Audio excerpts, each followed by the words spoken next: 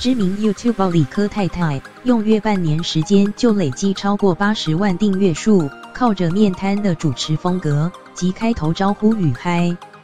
你今天过得好吗？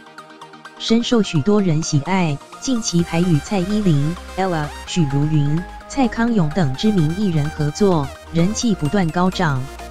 但19日有一篇5个理由告诉你为什么理科太太是个智障的文章，在网络上掀起高度议论。除了质疑他自己号称的智商170，也分析他多项错误的论点，更直批他是装成有知识的不学无术者。一名网友19日在个人部落格发表文章，认为理科太太自称智商170缺乏可信度，因为美国、台湾前年以前仍在使用 WAIS-3测验，该测验有失真的现象，对成绩太低跟太高的来说效度不足，若将此当成智商说嘴，基本上蛮智障的。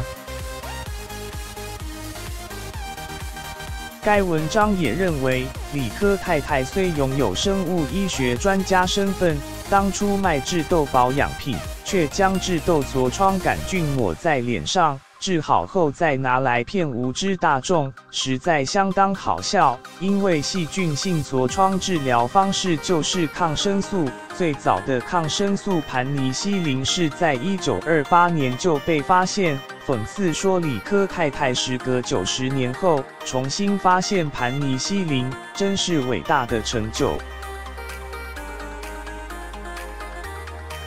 而文章也指出，理科太太之曾说的忧郁症是由于血清素的浓度不足及赛局理论，通通都有许多错误。连日前说的有机农业是使用大便来作为肥料也是，直批他不懂农业也要来凑一脚。最后更表示，在美国精神医学会的第4版精神疾患诊断手册中，将智商低于常模2个标准差者定义为轻度智障，因此综合上述事实，无法排除理科太太不是智障的可能性，这也是属于可受公众评论的合理怀疑。